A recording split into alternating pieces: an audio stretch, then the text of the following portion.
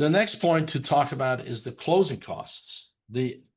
Our contract, the base contract, is the Southern California custom for splitting closing costs. The escrow charges are split 50-50. The seller pays the recording fees. The seller pays the documentary transfer taxes, and that includes the ULA or the mansion tax. And the seller pays for the standard title insurance policy premium. The buyer pays for the upgrade to an ALTA policy, and it is very, very important for a broker or lawyer to pay attention to this section if you're doing a deal in Northern California or you're doing a deal in another jurisdiction.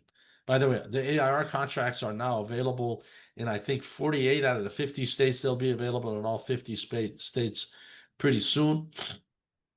And it's important that if you're doing a deal outside of Southern California to modify this split of closing costs to match the local custom.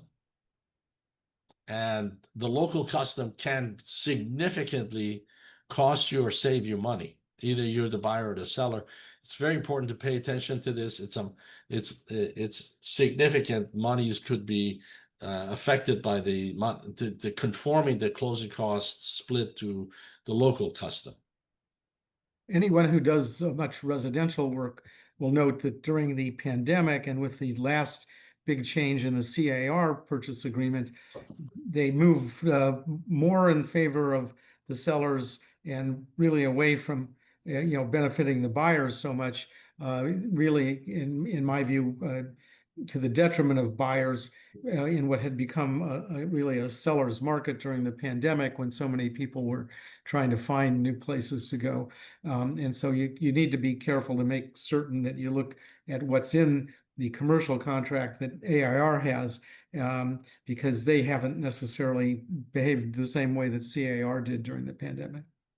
Our contracts are modified based on input from our users. We do not often make changes to the contracts based on what's happening in the market.